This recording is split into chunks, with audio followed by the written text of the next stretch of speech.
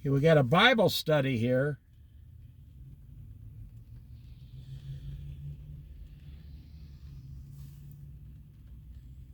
Luke 23.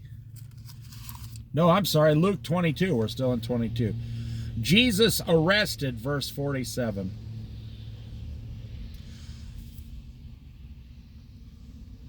While he was still speaking, a crowd came up, and the man who was called Judas, one of the 12, was leading them. So it was soldiers, if you look at all the Gospels. It was a crowd of soldiers. See, he said, the one I kiss, that's the one, Jesus. He sold him out for 30 pieces of silver. He approached Jesus and to kiss him, but Jesus asked him, Judas, are you betraying the Son of Man with a kiss?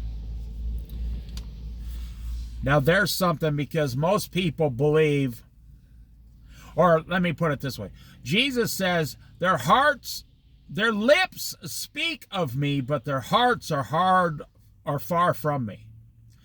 In other words, you might kiss someone, but you actually hate them. You might give them a kiss on the cheek and you despise them. How many people kiss their mother-in-law once a year at Christmas, but they despise their mother-in-law? People kiss Jesus. Oh, Lord, you are so great. But they actually despise him. See, God had a way to, God created you, and he knows how. He has a way to read your heart. Everything you think, speak, do, say, he reads your heart. He reads every single move you make, every thought you have.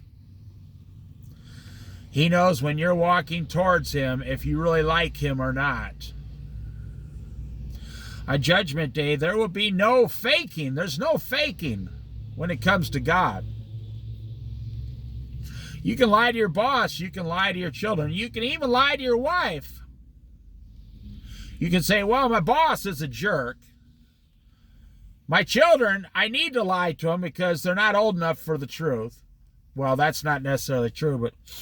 And my wife, I got to lie to her because she might leave me if I don't lie to her.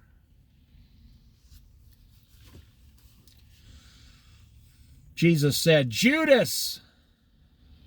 By the way, this was his very last chance to go to heaven. Most people don't know that. This was it. He could have stopped, said, I changed my mind. Ran up and said, Lord, forgive me. Soldiers are coming, and I screwed up, Lord. But he never. He went all the way through with the 30 pieces of silver plan.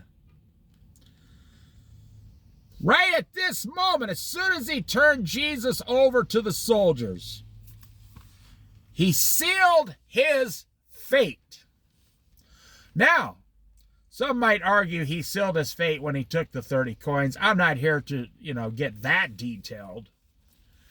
As soon as during the 7 years tribulation, as soon as they tell you to take the seal of the beast, bow down and worship the image of the beast and put the seal on your hand or forehead, you have sealed your faith. It's over. There's no possible way you will be saved. There will not be one person in heaven that has ever taken that seal on the hand or the forehead and then changed their mind and somehow was forgiven. Nope, that's it. That's blasphemy of the Holy Spirit. It's over for you. Right here. Now that's why I say, forget about all that and become saved and work for the rapture. Work to be raptured with Jesus. You want to be raptured with Jesus Christ.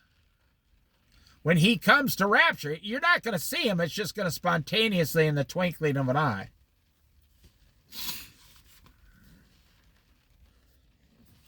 And right here, this was Judas's last chance. As soon as he went to kiss him, the guards grabbed Jesus and boom. The game was on. The prophecy started to be fulfilled about his crucifixion. Right here, Judas sealed his eternal fate. Judas, are you betraying the Son of Man with a kiss? Why don't you just go up and say, that's him right there? Well, one reason was Judas was probably afraid of the other 11 disciples. Judas was like a double spy. He was trying to play both sides of the equation, is what he was trying to do. Judas was trying to have it both ways. I'll secretly kiss him, and that's the one you must arrest.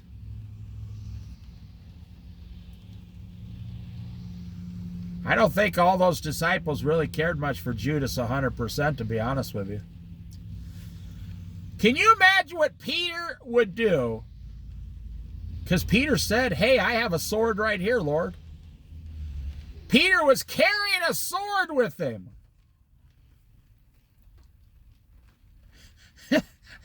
He was like a bad boy at the time.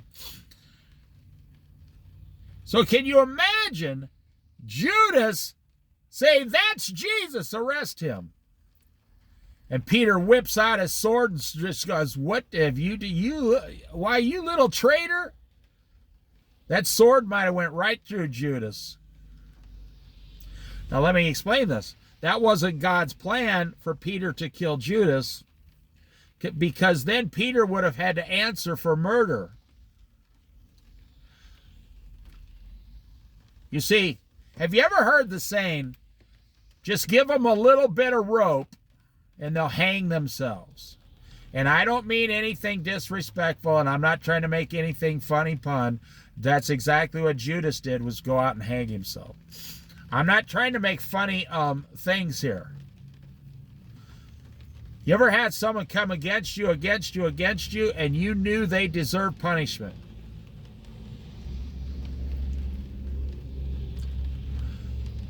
But you know, if you punish them and take revenge on them, you're going to have to pay a large penalty. So, for example, if you kill someone, let's say they were a child molester.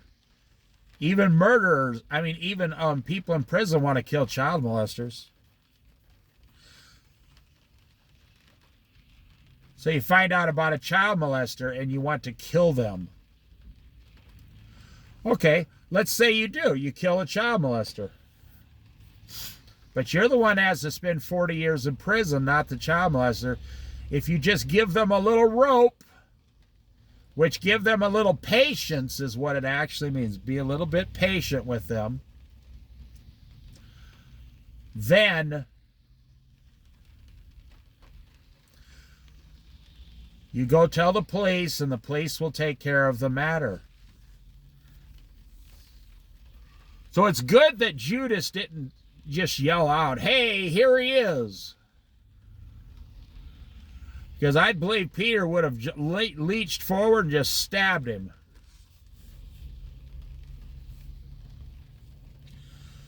Judas, are you betraying the Son of Man with a kiss? When Jesus' followers saw what was going to happen, they said, Lord, should we strike with our swords? That's such a typical man answer. I could spend 5 hours on that one verse question right there.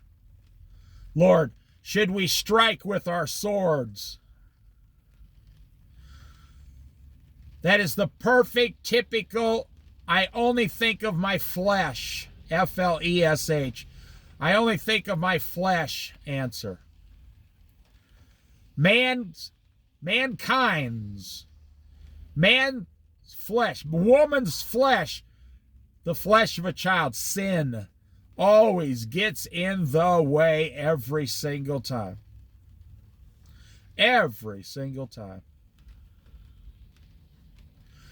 Their flesh always gets in the way of your success. Do you know that the desires of your flesh are the very thing that keep you unsuccessful and poor? If you could only find the discipline of a prophet when it comes to your flesh, you'd never have to worry about anything in this world ever again.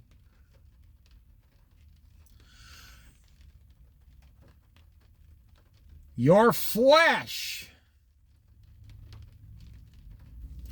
is what keeps you in poverty. Should we strike with our swords? That's a flesh answer. Why didn't Peter say, should we all start praying, Lord?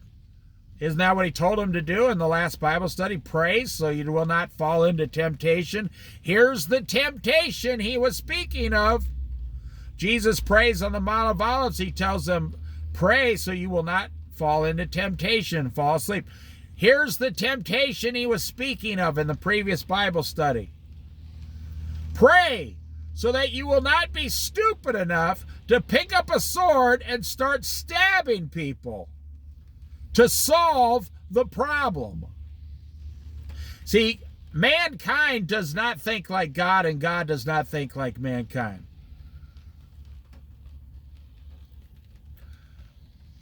Prisons are full and overflowing with men and women who never use their brain. They took the easy way out and struck forward. Peter says, should we strike with our swords, Lord? Jesus says, listen, guys, I've been telling you for 3 years. I've been telling you for the past few months. This is prophecy. These things must happen. Do not be troubled. This is, it's funny. Jesus is about to be arrested and crucified. And what does he say? Do not let your hearts be troubled. In 3 days, I'll be in heaven with my Father. Think about it. Think about why you really bought a house. Now, you were young, so I'm going to give you that to your credit. Young and stupid. Did you really sit down spiritually and think about whether that was a good idea for you?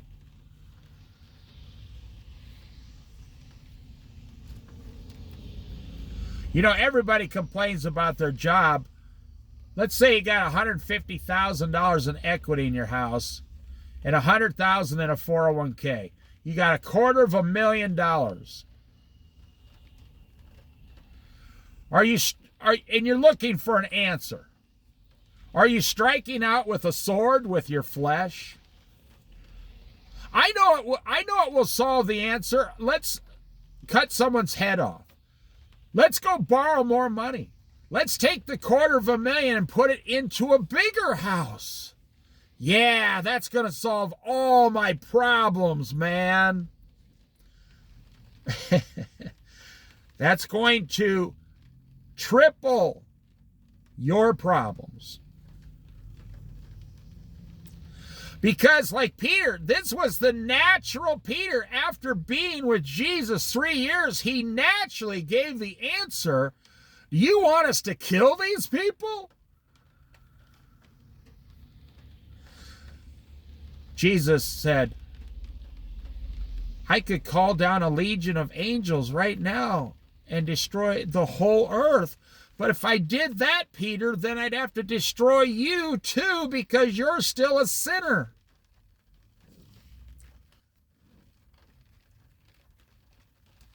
Jesus came to save, not to destroy. The enemy comes to kill, steal, and destroy. The devil. I feel like there was a time where the devil looked down at mankind God created him. And God said, what do you think of mankind here? I made man and woman. And the devil struck out with anger and was jealous and said, you think I, an angel so great, am going to serve a man made out of clay? Just my personal opinion. You think the devil thought with his soul first and thought about it and said, hey, that is quite a beautiful looking man and woman?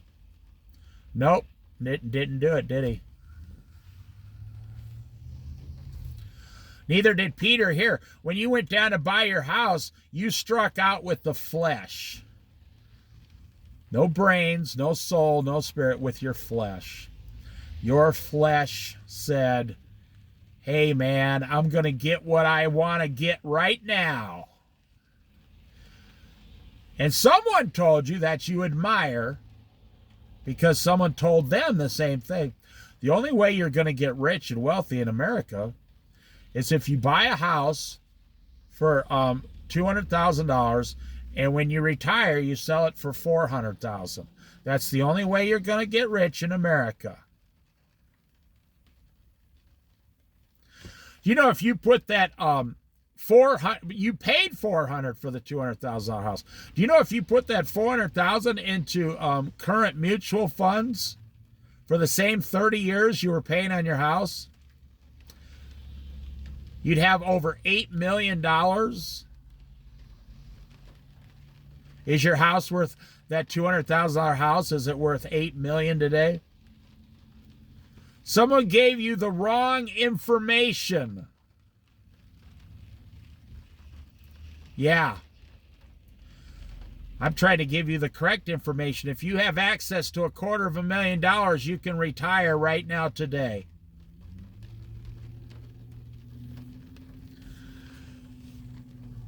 You have to sell everything you have.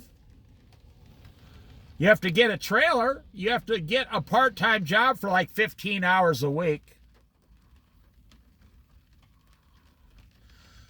But my goodness, think of the freedom that you will be enjoying every single day of your life. You're like, I only work 20 hours a week, 2.5 days, and I have 5.5 days. I have 4.5 days to do anything I want with my family. You could even get it to the point to where you never touch the $250,000. I'm telling you, you have received the wrong information. Listen. When the followers of Jesus saw what was going to happen, they said, Lord, should we strike with our swords? And one of them struck, this was Peter actually, struck the servant of the high priest, cutting off his right ear. They never even waited for Jesus to answer. Lord, should we do it? And they instantly did it. They never even waited for his reply. They never gave Jesus time to say yes or no.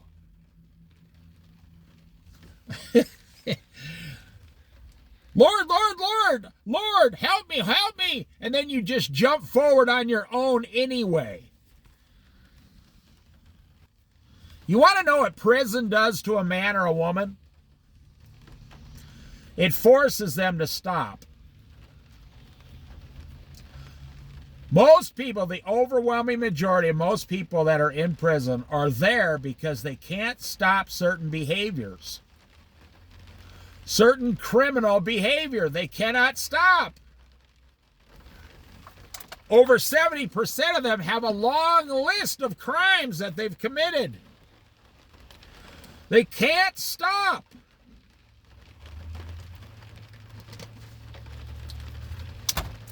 You know, I knew this guy kept coming in the store I worked at, and he would steal like $3 worth of items. He was what they called a case book example of kleptomania. He couldn't stop stealing. And he said to me, because I caught him in the process once, he said, "Oh, sorry, man, I'll put it back." I said, "No, you'll just be back tomorrow." He looks at me. He goes, "No, I've learned my lesson." I said, "No, you haven't." I said, "The only thing that's going to stop you is jail time and some therapy and counseling. You're not stealing anything of value. You're stealing for the thrill to see if you can get away with it." I said, "Or maybe you're stealing to see if you'll get caught." I said, "Either way, you're not going to stop. Because you have some kind of emotional problem here." And he looks at me. He says, "Hey, man, you don't know what you're talking about, bro." Called me bro. I says, "Why don't you go across the street and rob the bank?" And he looked at me with fear. I said, "That's right. Because you're not actually a thief. You got some kind of psychological problems." I said, "Okay, I'll see you tomorrow when you steal $2 or $3 more." He never came back in that store ever again. Not because he got caught, but because he got found out what his real problems were.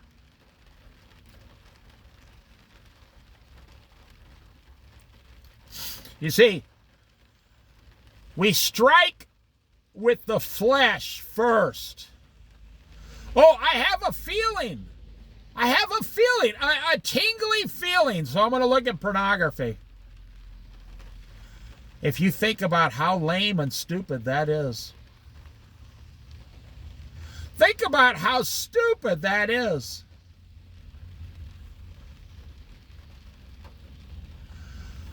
Looking at my first initial reaction is to, and a person will say, "Well, I have a pornography addiction." So, well, you call it whatever you want. People in prison are forced to stop. That's what I told that man still. I said, "You won't quit until they're forced you to stop when you're in jail." You see, that's what he was afraid of.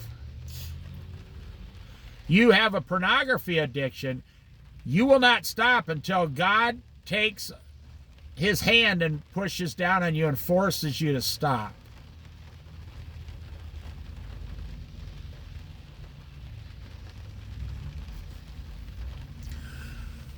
You bought a $70,000 truck because you had some feelings. And they weren't about the truck. It has nothing to do with the truck. It has to do, you're a big shot, a big man. You actually feel unworthy, and I buy this $70,000 truck. I'm going to show all my friends I'm worthy. I got a bigger truck than they do. So when I was in like the 4th grade, this kid kept bothering me. This story's going to make you laugh. And man, I don't know why I did this. I have no idea. It was probably the way I was raised by my older brother. I don't know. I wasn't afraid of getting hit in the face because, my older brother would like punch me or wrestle me, and So my parents, they never hit us, but no, we had a great family.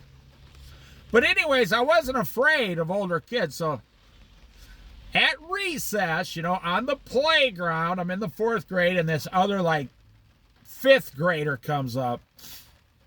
And I'm in the 4th grade, I'm like 85 pounds or something soaking wet. I don't know what I weighed. This kid weighed like 170, and he was in the 5th grade. Big, huge kid. Tall, too.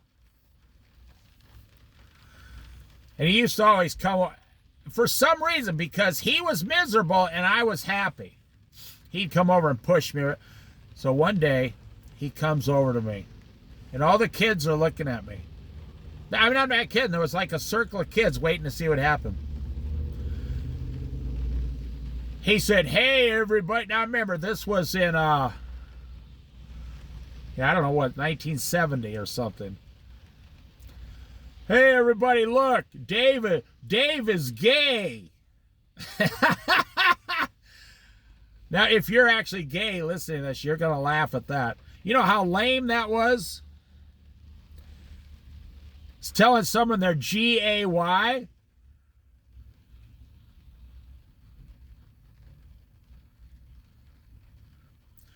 I wanted this kid to leave me alone. He says, now he was acting in the flesh. But I had a rare moment and used my brain. He said, hey, and he pushed me in the chest. Hey, everybody, look, David is gay. And all the kids started laughing. I said, that's really fast. I said, that's right, I'm gay. And he's my boyfriend. And I jumped up and grabbed him and said, kiss me, kiss me.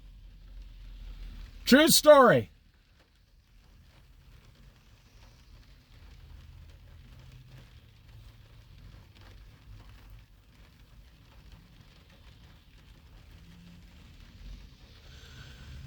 And this kid was like in fear of his life. He was yelling, get off me, man, get off me, man. He was literally yelling, I'm not gay, I'm not gay. The whole thing. I had to stop talking for a second. Someone pulled up right next to me. I'm not joking. Hang on a second. Just one of those another situations. I'm doing a Bible study. I'm in this parking lot. And I mean, I'm the furthest car away in the furthest spot out in the parking lot, the furthest away.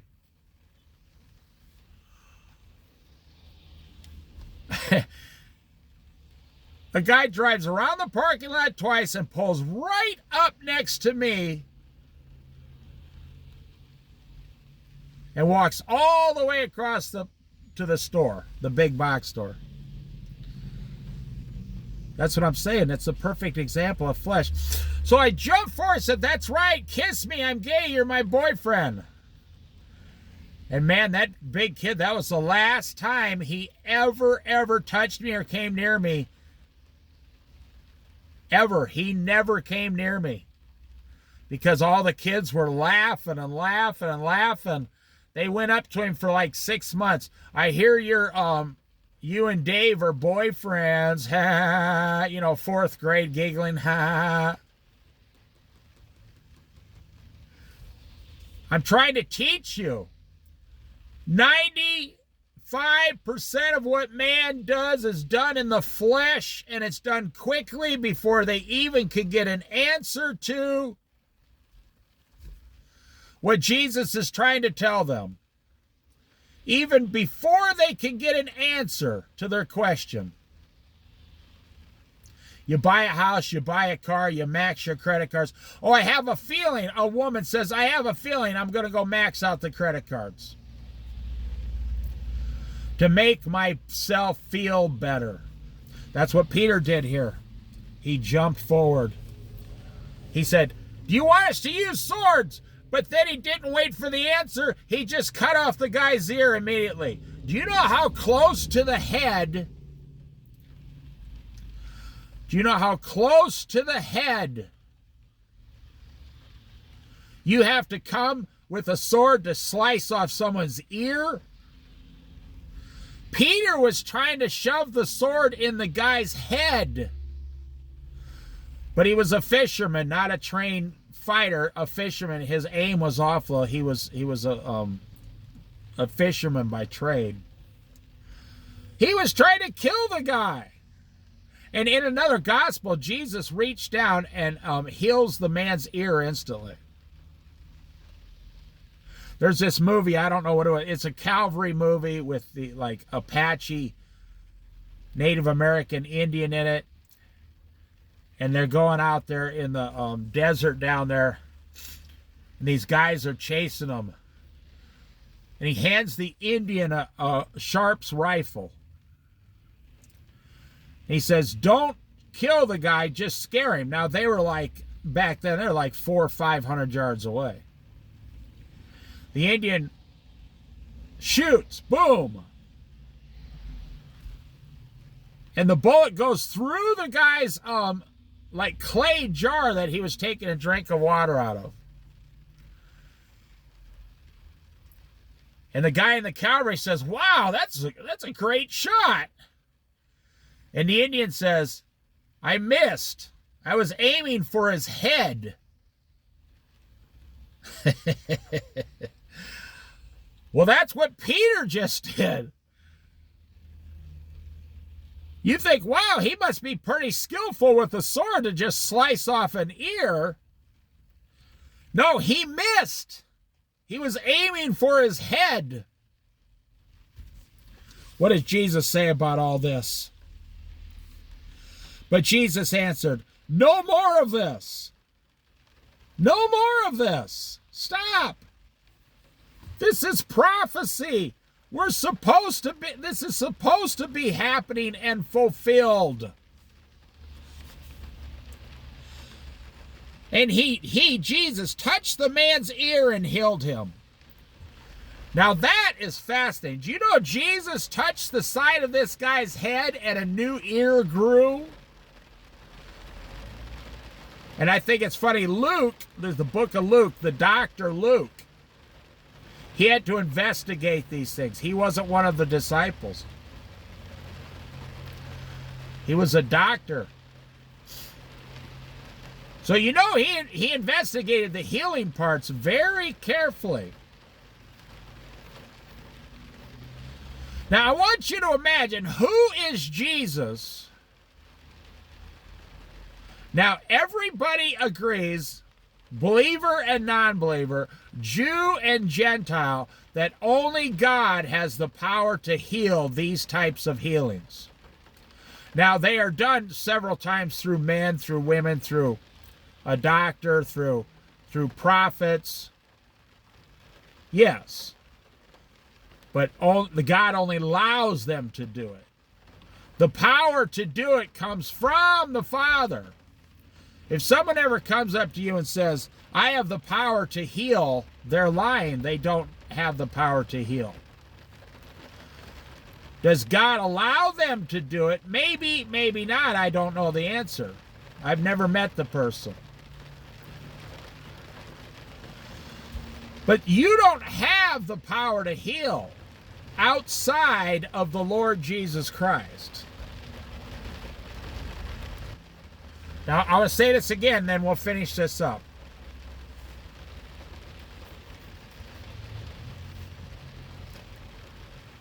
Jesus touched the side of the man's head.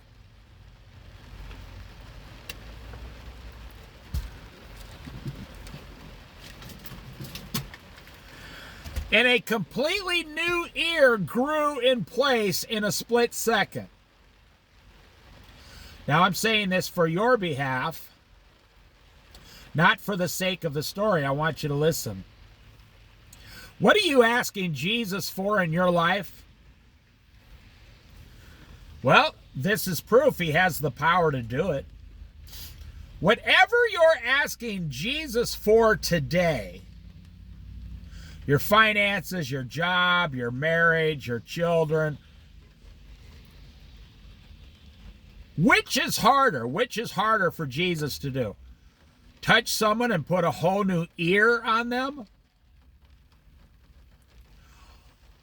Or to fix your small problem that you have developed? It's much easier for Jesus to fix your problem.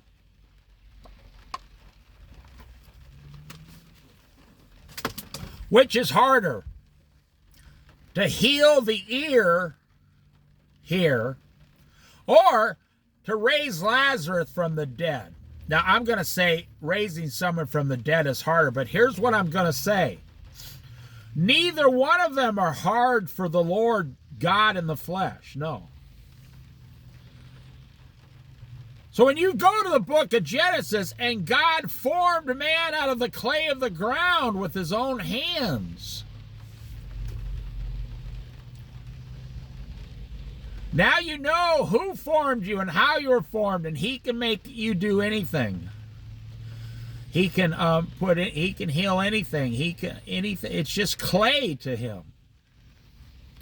It's not that one thing is hard for God and one thing is easier. Have you ever heard God say, you're praying, you're saying your prayers. Have you ever heard God say, oh man, could you ask me something easier? No, you'll never hear God say that. Everything is easy to the Lord. They're all easy. Every single one is easy. None of them are hard. Which is easier, to create you or to create all the universe? I just want you to realize that Jesus in the flesh, this proves that he is God in the flesh. He just very calmly touched the side of the man's head, and an entirely new ear completely appeared, healed. Those of you looking for a healing in your life of some kind, and if you are not healed and you are called home to heaven to the Father, you will be instantly healed when you are in heaven looking at Jesus. Oh, well, what about my children, my children, my children? Don't you think God knows how to take care of them? I am telling you, the best thing you can tell your children is how to follow Jesus, the one who can touch people and heal them instantly. Okay, it's almost over. Then Jesus said to the chief priests, the ones that came to arrest him, the officers of the temple court and the elders who had come for him. Jesus asked, am I leading a rebellion that you come with swords and clubs? You know, they all showed up with swords and clubs. Jesus saying, I'm not leading a rebellion. I've never been violent to you. Every day I was with you in the temple courts, and you did not lay a hand on me, but this is your hour when darkness reigns. And we'll stop with that. This is the hour darkness reigns, my friend. This is the hour darkness reigns, said Jesus. Now it's also for 2024 years, darkness is reigning. But since the Garden of Eden, darkness, and I use the word reign lightly. God is always in charge, reigning. R-E-I-G-H-N. He's always reigning. He's always in charge. He's always powerful. Holy, perfect. Always.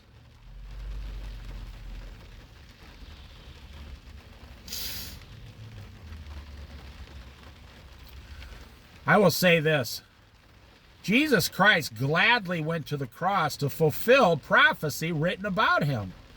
He was the one who wrote the story. Why? What kind of a person would allow themselves to be crucified on behalf of others? Someone who loves you. That's who. If you were in a situation in a foreign country and they said, we're going to shoot one of you, should we shoot you, the mother, or one of your children? You would pick yourself instantly. You say, let my children live, shoot me. Any parent in their right mind would. Some parents today, no, they wouldn't. They'd pick themselves because they want to go to Disneyland some more. This is the hour darkness reigns. I'm telling you, darkness is lurking around, but Jesus has won the victory. So what you need to do is get rid of everything that you think is making you successful in this world. Put all your money in the bank, FDIC insured, forget about interest. Lose 25 to 30 pounds. Pray every day with your family holding hands. Read the Bible every night to your family. Go to church on Sunday and get around other believers. Now make sure they're a real Christian church, not some whack job church. Make sure they preach Old Testament, New Testament, and Book of Revelation. Otherwise, run away. Sell your house and go live in a $1,000 a month two-bedroom apartment. And get ready for the rapture. Now, that's the only thing. Every single other thing that you're doing right now is for worldly money, worldly pleasure, worldly things. And they are all going to be ripped away from you the moment you are raptured. So I want you to tell me one doctor in this world who can, I just watched a person drive their entire car over a curb and drive away. I don't mean a little bit. I mean, it was like boom, boom, crack, boom, boom. Slamming the car over this curb and then just drove away like nothing happened. Wow. Talk about not slowing down. You know, you don't have a plan in this world. You just think you have a plan. You don't have a plan. You just think you have a plan. When's the last time you were in the middle of the forest listening to the rainfall? For like 3 hours. When's the last time you've ever done that? And why not?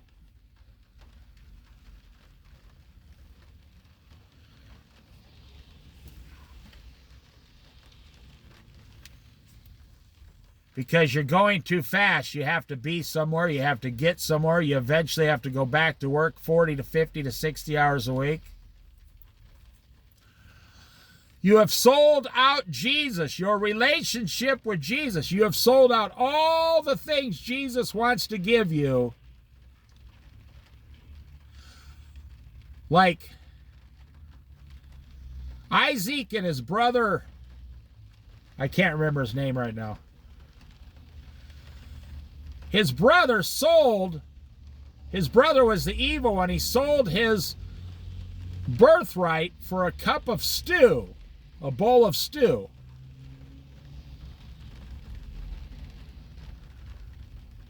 Isn't that what you're doing? Aren't you selling your Christian birthright? I mean, it's not a birthright, you have to have faith, but aren't you selling your Christian faith for a bowl of stew in this world, so to speak? Oh, and if anybody gets in the way of your worldly plan, you're ready to cut their ear right off. Yep. Most Christians in America are not living correctly. You're living to make your monthly payments. I know a guy who has 4 years of payments left on his barbecue grill. 4 years of payments left on a barbecue grill. I see they're selling these trailers now, these Coleman trailers. Well, really cheaply made trailers, I'll say. $14,000, brand new. That just proves how cheap they are. Brand new for only $14,000. $110 a month. 10-year loan on a trailer. Where do you think that trailer's going to be in 10 years? That person's going to be paying them $110 a month for 10 years straight, 120 payments. They won't even have the trailer. It'll be long gone, and they'll still be making the payments on the trailer. You know, a trailer needs a license plate. It's a licensed thing. It's a titled item.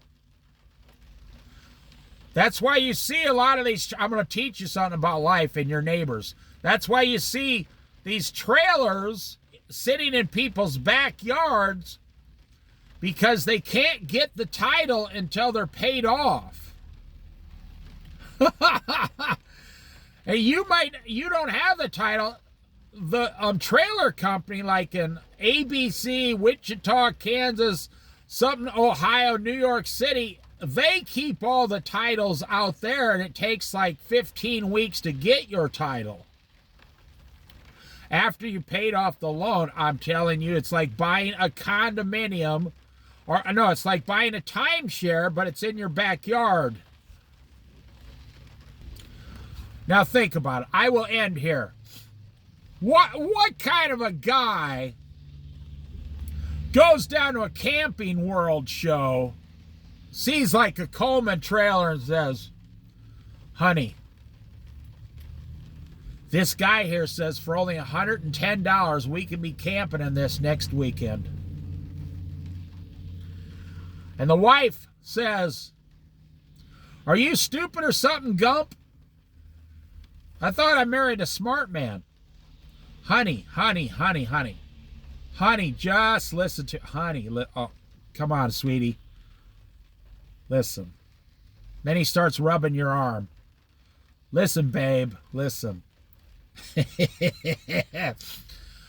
you know that, I got this figured out. Do you know all that money we spend going places and staying in motels and vacation and everything? She's like, yeah. That's her first mistake.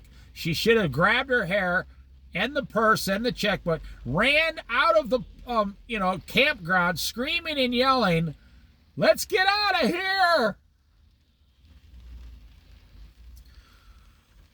He says, you know, $110 a month's only $1,300 and $13,000 or $1,300 a year. And then here comes the magic of the stupidity of the man. Honey, if we buy this trailer, it's going to save us money. And this is a great opportunity to take our kids out in the woods, fishing, hiking, camping. Roasted some s'mores, honey. Come on, it's for the kids. All the salesman had to do was say, oh, hey, Billy Bob, you give me $110, I can have you in a camping in this next weekend. I'll even deliver it to your house for free of charge. Just go over there and talk your wife, the little filly, into signing the bottom line. Literally, you went down and said, hey, we're going to go to the mall today and maybe go to a movie and each get one of those salted pretzels for like $30. That's all we're going to do. We're going to save money today. And in the parking lot of the mall was the Camping World thing going on. And you are literally driving home with your husband in a $27,000 trailer. Well, what happened to the $14,000 trailer for $110 a month? Well, yeah, but then they said, we know you're going to buy this $110 trailer. And we want you to buy it. We take our customers very seriously. I hope you don't mind us calling once in a while, because we want to know what you've been up to with the trail. We want to help you. But before you sign, we don't want you to make any mistakes here, Billy Bob and his wife. Can we just show you a couple other models? Now, this one over here is only $249 a month. But it's got 2 bedrooms, a larger refrigerator, larger stove, larger. Pretty soon, you're not even going camping. You're buying like a luxury suite that pulls behind your truck.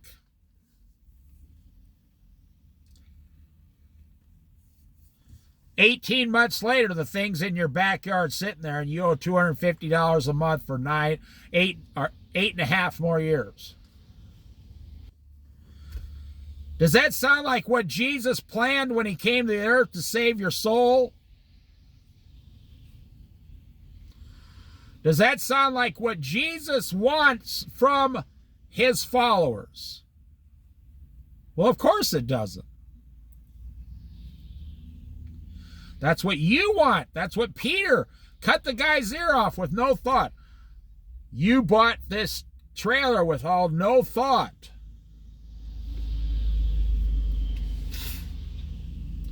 Oh, sure, it's happy and joyful for the first few months until it snows.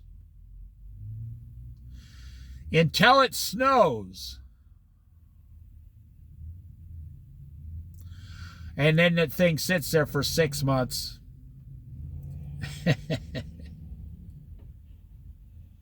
I'm telling you, this is not Christianity. This is American Christianity.